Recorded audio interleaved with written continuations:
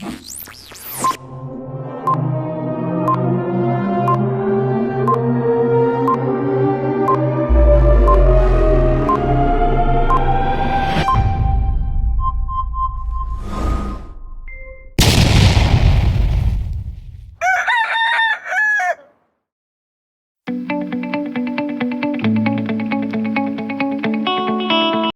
Evening to you all. This is Ravi in front of you from Arth academy. और आज का video dedicated है 9, 10, 11, 12 के उन सभी बच्चों को जो कि ये चेक करना चाहते हैं कि वो अपना सिलेबस कहाँ और कैसे चेक कर सकते हैं।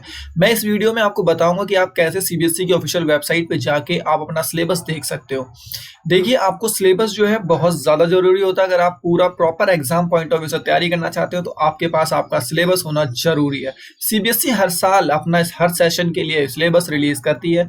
कई बार वो कुछ टॉपिक्स को ऐड कर देती है, कई बार वो एक्सक्लूड भी कर देती है। तो हर साल कुछ ना कुछ चेंजेस वो जरूर कर देती है अपने सिलेबस के लिए। तो इसलिए बच्चों को अपना सिलेबस जरूर देखना चाहिए। तो आइए मैं आपको बताता हूँ कि आप कैसे सीबीएसई की ऑफिशियल वेबसाइट पे जाके अपने सिलेबस को चेक कर सकते हो। सबसे पहले आप अपने ब्राउजर को खोलेंगे और उसके बाद वहां पे सीबीएसई की official website that is cbsc.nic.in इस पे क्लिक करेंगे और उसके बाद आपके सामने ये स्क्रीन खुल जाएगी और आप यहाँ पे देख रहे हैं क्लिक फॉर सीबीएसई रिजल्ट और क्लिक फॉर वेबसाइट, दो ऑप्शन आ रहे हैं। देखिए, रिजल्ट तो जब 10th और 12th वालों का वो आता है तो वो अपलोड कर दिया जाता है। तो यहाँ पे तब रिजल्ट जब आएगा तब आप लोगों ने इस लिंक पे क्लिक करना है। अदरवाइज आपके पास सीबीएसई वेबसाइट वाला ऑप्शन जो है इस पे आपने क्लिक करना है। अब आप सीबीएसई की वेबसाइट वाला जब ऑप्शन क्लिक करेंगे तो इस तरीके से आपके सामने एक स्लाइड खुलेगी, दिख रही है। और इसमें जो एग्जामिनेशन का ऑप्शन दिख रहा है ना आपको, आपने इस पे क्लिक करना है। और जैसे ही आप इस पे क्लिक करेंगे एरो लेके ही जाएंगे तो आपने नीचे देखा ही यहाँ पे काफी सारी रोज खुली हैं और सबसे पहले पे ही लिखा हुआ करिकुलम और सिलेबस, आपने जस्ट इसी पे क्लिक कर देना है। और जैसे ही आप इसको खोलेंगे तो इसके बाद एक और नई स्लाइड खुलेगी और यहाँ पे आपने दिख रहा होगा करिकुलम, आपने फिर उसके बाद यहाँ करिकुलम पे क्लिक करना है। और जब आप करिकुलम पे क्लिक करेंगे तो ये नई स्लाइड खुलेगी और इस स्लाइड पे आप देख पा रहे होंगे यहाँ पे लिखा हुआ है curriculum for the academic year 2020-2021, यानी कि 2020 और 2021 वाले सेशन के लिए यहाँ पे आपको सिलेबस मिला। हर साल का सेशन यहाँ पे अपडेट हो जाएगा। अगले साल अगर आप 2021-22 वाला देखेंगे तो आगे अगले साल जो आएगा वो अपडेट हो जाएगा। इस तरीके से पीछे का पिछले साल रहा था। तो उसके बाद जब आप इस स्लाइड पे आएंगे तो देख सकते हैं यहाँ पे लिखा है सेकेंडरी करिकुलम यानी कि 9th और 10th वालों के लिए, और सीनियर सेकेंडरी करिकुलम यानी कि 11th और 12th वालों के लिए। चलिए मैं आपको दोनों में एक एक एग्जांपल लेके दिखाता हूँ कैसे आप सिलेबस देख सकते हैं। और उसके बाद अपने हर सब्जेक्ट का आप जरूर सिलेबस चेक कर लीजिए या डाउनलोड कर लीजिएगा। चलिए मैं सीनियर सेकेंडरी का नहीं, पहले सेकेंडरी करिकुलम वालों को दिखाता हूँ 9th और 10th के लिए। देखिए, यहाँ पे जब आप उस पर क्लिक करेंगे तो यहाँ पे काफी सारे टैब खुलेंगे, जैसे कि लैंग्वेज का, मेन सब्जेक्ट का। लैंग्वेजेस यानी कि जैसे कि हिंदी हो गई, इंग्लिश हो गई, कई बच्चों के पास संस्कृत, उर्दू, और कई बच्चों के पास रीजनल लैंग्वेजेस होती हैं, तमिल, बंगाली, इस टाइप की। तो वो सारी अगर लैंग्वेजेस आपके पास है तो उन सभी सब्जेक्ट के आपको सिलेबस इस लैंग्वेज वाले टैब पे क्लिक करने के बाद मिलेगा। जब आप उस पर क्लिक करेंगे तो देख रहे हैं वहां पे वो सारे सिलेबस सब्जेक्ट खुल चुके हैं, जैसे कि अरेबिक हो गई, आपकी बंगाली हो गई, फ्रांस हो गई, ये सारी भाषाएं जो कि बेसिकली सीबीएसई पढ़ाती है जिसको, वो सारे के सारे यहाँ पे खुल गए। अब आप इसमें से अपनी लैंग्वेज जो आपने ले रखा है बेसिकली कोर्स, उस पर आप क्लिक कीजिए। जैसे कि हिंदी कोर्स ए को मैं क्लिक करके दिखा देता हूँ। और जैसे ही आप इसके ऊपर क्लिक करेंगे तो इस तरीके से आपके सामने एक पीडीएफ खुल जाएगा जो कि पूरा उसका सिलेबस होगा 9th और 10th के लिए। ठीक है, तो इस तरीके से 9th और 10th का सिलेबस आपके सामने इस पर्टिकुलर सब्जेक्ट का खुल जाएगा। और यहाँ पे जब आप देखेंगे तो यहाँ पे ये एरो, डाउनवर्ड जो एरो है, बेसिकली डाउनलोड करने का एक तरीके से लिंक है आपके पास। आप इस पर जैसे ही क्लिक करेंगे तो आपके फोन या फिर कंप्यूटर में ये पीडीएफ फाइल डाउनलोड हो जाएगी, यानी कि ये सिलेबस आपके फोन में डाउनलोड हो जाएगा। सिमिलरली यहाँ पे मेन सब्जेक्ट का टैब है, जब आप इस पे क्लिक करेंगे तो आपको जो मेन सब्जेक्ट यानी कि मैथमेटिक्स, साइंस और सोशल साइंस, इनमें से आप जिसका भी सिलेबस डाउनलोड करना चाहते हैं आप उस पर क्लिक कर दीजिए। सपोज कीजिए मैं साइंस का करना चाहता हूँ तो मैं साइंस पे क्लिक कर देता हूँ। अब जब मैं साइंस पे क्लिक करूंगा तो देखिए एक और पीडीएफ खुल गई और ये साइंस की है। यहाँ पे मेंशन है क्लासेस 9th और 10th के लिए। कैसे देखना है मैं ये भी चलिए आपको बता देता हूँ। आप नीचे आएंगे तो देखिए यहाँ पे ये रहा, ये कोर्स स्ट्रक्चर है 9th क्लास के लिए, एनुअल एग्जामिनेशन के लिए। यहाँ पे देखिए यूनिट वाइज उन्होंने आपके पूरे सिलेबस को दिया है कि फर्स्ट यूनिट में पहली यूनिट कौन सी है, तो matter and it's nature and behaviour. साथ में यहाँ पे ये भी दिया है कि कितने मार्क्स की है, दैट इज 23 मार्क्स की है। और इसके बाद इन्होंने लिखा है यहाँ पे पीरियड्स। पीरियड्स का क्या मतलब होता है ये भी मैं बता देता हूँ आपको। बेसिकली इस पूरी यूनिट को कंप्लीट होने के लिए 50 पीरियड लगेंगे और एक पीरियड का आप अप्रॉक्स डाटा लगाइए 35 मिनट का होता है, यानी कि एक लेक्चर 35 मिनट्स का होता है और ऐसे 50 लेक्चर लगेंगे इस पूरी यूनिट को कंप्लीट करने के लिए। ठीक है। अब देखिए इस यूनिट में कौन कौन से चैप्टर आते हैं और उन चैप्टर में कौन कौन से टॉपिक्स आते हैं या कौन कौन से टॉपिक्स कवर होंगे, तो उसके डिटेलिंग आपको नीचे मिलेगी। आप देखिए यहाँ पे आएंगे matter, nature and it's behaviour में, तो देखिए यहाँ पे कौन कौन से टॉपिक्स आपने फॉलो करने हैं वो सारे यहाँ पे मेंशन होंगे। नेचर ऑफ मैटर में आपने कौन कौन से टॉपिक्स फॉलो करने वो यहाँ पे है।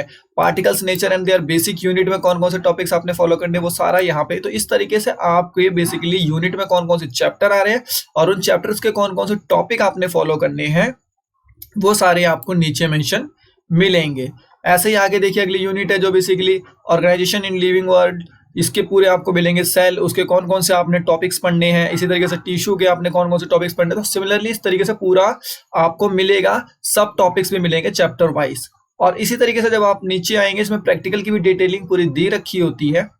और ऐसे ही जब आप नीचे आएंगे तो देखिए ये क्लास 10th का, अब यहाँ पे आपको क्लास 10th का नीचे मिल जाएगा, इसी पीडीएफ फाइल में मिलेगा। और आप देख सकते हैं यहाँ पे 10th वालों की यूनिट वाइज यहाँ पे डिस्क्रिप्शन दे रखा है कि पहली यूनिट उनकी है chemical substance nature and behaviour, जो कि एग्जाम में कितने नंबर की आएगी, 25 मार्क्स की आएगी। और इसमें कितने पीरियड्स लगेंगे, 55 पीरियड्स से आपको मतलब नहीं है, वो तो फिर फैकल्टीज वगैरह के ऊपर टाइम मैनेजमेंट उनका होता है, उससे आपको कोई खास मतलब नहीं है। आपको मतलब है तो इस नंबर से कि बेसिकली पहली यूनिट आपकी कितने मार्क्स की आएगी। आप नीचे आएंगे तो आपको देखिए देखने को मिलेगा कि chemical substance and nature and behaviour में कौन कौन से चैप्टर आते हैं पहली यूनिट में।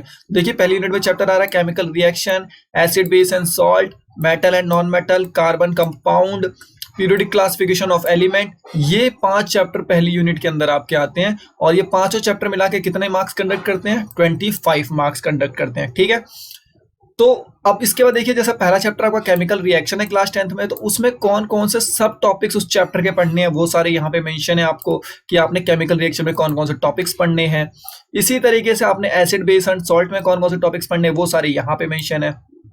तो इस तरीके से आप अपने सिलेबस को चेकआउट कर सकते हैं 9th और 10th के बच्चे। डाउनलोड का मैंने ऑप्शन बता दिया, जैसे आप इस पर क्लिक करेंगे फाइल आपके फोन या मोबाइल कंप्यूटर में डाउनलोड हो जाएगी। तो ये तो हो गया 9th और 10th वालों के लिए मेन सब्जेक्ट्स यहाँ से चेक कर सकते हैं। और लैंग्वेज के लिए वो लैंग्वेज वाले टैब पे क्लिक करके अपनी लैंग्वेज जो भी उन्होंने ले रखी है चूज करिए एग्जाम में, उस पर क्लिक करके वो डाउनलोड कर सकते हैं। चलिए अब बात करते हैं सीनियर सेकेंडरी यानी कि 11th और 12th वालों के लिए। सेम प्रोसीजर है, कुछ भी नहीं है। जैसे ही वो इस पे क्लिक करेंगे तो ये उनका टैब पूरा खुल जाएगा। अब देखिए लैंग्वेजेस में उनके पास भी इंग्लिश हिंदी हो सकती है या कोई रीजनल लैंग्वेज उनके पास भी हो सकती है, 11th 12th में बच्चे लेते हैं।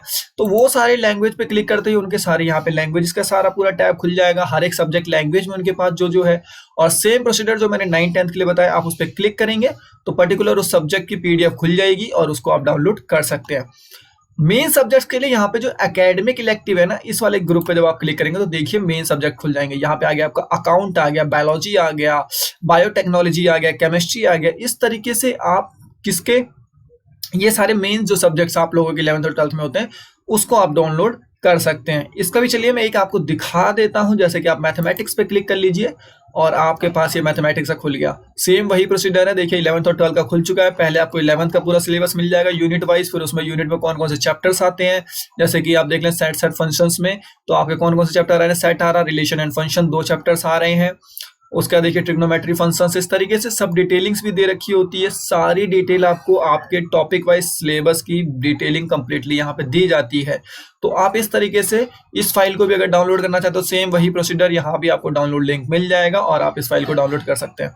तो ये एक तरीका है, आप सीबीएसई की वेबसाइट पर जाएंगे तो अपने सिलेबस को डाउनलोड कर सकते हैं। और मेरा एक तरीके से सजेशन है specially for 10th and 12th students के लिए, ये जो सिलेबस होता है आप ये मान के चलिए कि ये आपका रोड मैप होता है।